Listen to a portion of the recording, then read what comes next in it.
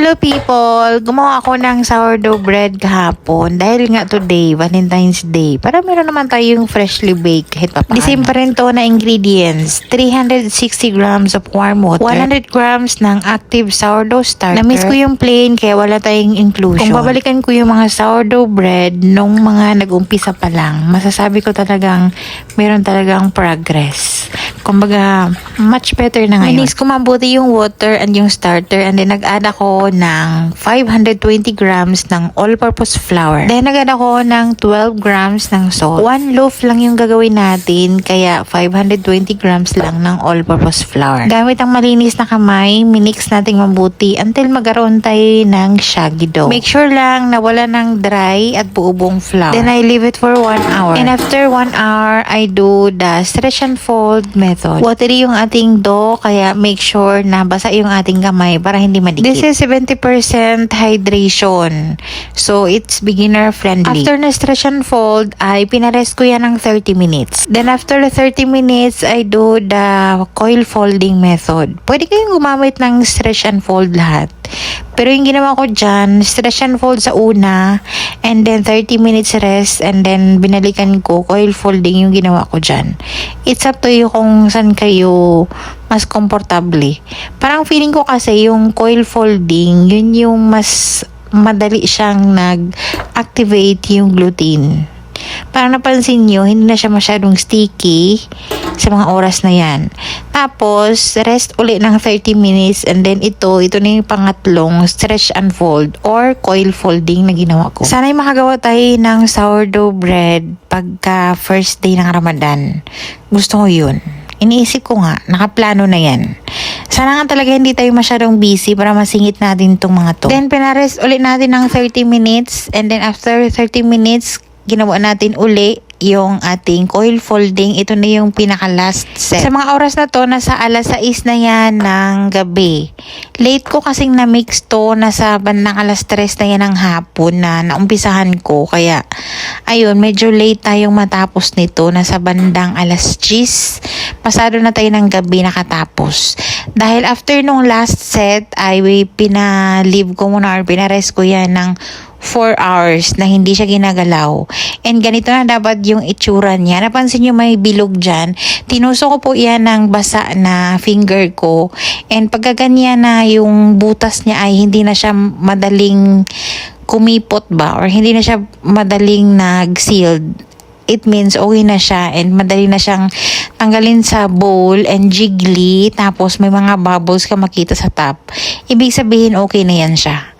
So, to make it simpler, after ng 4 set ng stretch and fold kanina, pinarest ko yun ng 4 hours. So, ito ay nasa bandang alas 10 na tayo ng gabi. Then, nag-final shaping tayo. Tingnan nyo na lang sa video and then gamit natin yung bago nating baniton, syempre. Yung one and only baniton na binili ng amo. Kaya ako na-excite nag-bake kahapon.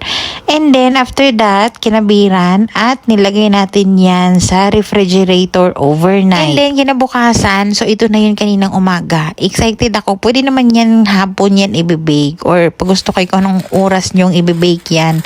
Pwede 2 days or 3 days sa refrigerator. So, after kong nag-breakfast, after nagkape kanina, nag-preheat na ako ng oven agad-agad.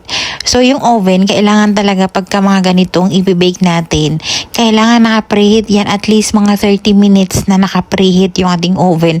Pati yung ating Dutch oven, kung meron tayong Dutch oven, 1 hour talaga yung dapat naka-preheat mga B. So, kailangan talaga to ng high heat. So, yung dinash ko dyan na flour ay rice flour. Mas maganda daw kasi yung rice flour ang gagamitin dyan kung meron tayong magandang scoring na gagawin. Parang kumbaga yung detailed talaga ba na pagka-score. Gusto kong gawin yung heart kasi nga today is Valentine's Day. Kaya gusto ko itong makita talaga yung heart dyan. So ginamitan natin ng blade. Talaga namang maganda talaga pag blade ang gamit, no? Tapos yung rice flour dyan maganda talaga din siya. Hindi siya nag-absorb dyan sa bread. Kaya puting-puti or klarong-klaro yung ating scoring. Wala tayong Dutch oven kaya improvise yung gamit natin. Buti na lang meron akong malaking pot na stainless. Naka-preheat yung ating oven ng 475 degrees Fahrenheit. Binake ko muna yun ng 7 minutes. Kung nakita nyo kanina, hindi ako nag-score ng long score. Yung pinaka-final scoring na gagawin natin pagka mag-bake tayo ng sourdough bread. Itong ginawa ko na yan. Hindi ako nag-score kanina ng ganyan na mahaba kasi nakita ko yung aking dough na medyo nag-flat na siya kanina. So kung nag-score ako kanina ng ganon, so malamang mas more flat pa yung nangyari. So ang ginawa ko, nag-bake ako ng 7 minutes muna, binake ko muna siya and then in-score ko siya ng ganon and then ganyan na yung itsura niya, o diba? Ang so pretty. So pagka ganyan na medyo alanganin yung inyong dough, siguro hindi ko siya na-fold or na-final shape ng maayos kagabi kaya ganon siya nag-flat. So hindi naman siya sumakses naman. So binake ko yan ng 25 minutes na may lid or may cover. Kasama na yung 7 minutes kanina bago ako nag-score, okay? And then, i-bake natin yan siya uli ng 20 minutes without the lid or without cover yung pot. Tatanggalin natin yun. Naglagay ba ako ng empty baking pan sa ilalim ng rack na yan para siguradong hindi siya masunog agad-agad yung ilalim ng ating bread. It's alright. Na na na na na na na.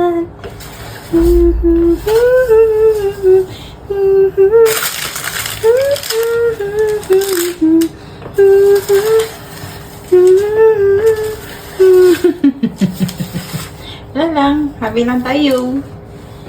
Happy Valentine's Day. Then after na bake, kailangan natin patiently waiting talaga. Kailangan natin ma-cool down yan bago natin ikakat. Kasi pag ikakat natin yan agad-agad na mainit pa, magkakaroon tayo ng gummy texture ng ating bread. Mabilis na siya. Excited din ako. Diyos ba yung signal natin? Uy, Mengay, nasan ka na? Iniwanan mo ako mag-isa. One signal ba?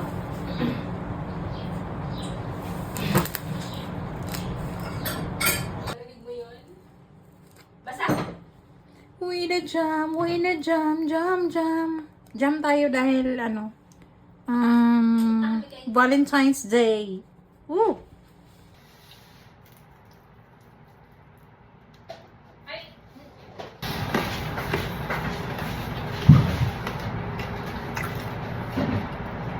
Iba talaga ang fresh na bread at homemade.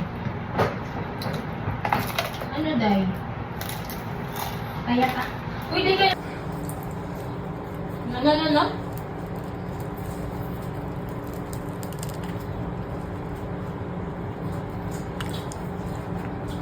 Ate Raisa, sabi ni Sky, gawan mo daw ako ng bread, no sugar, para daw sa atin.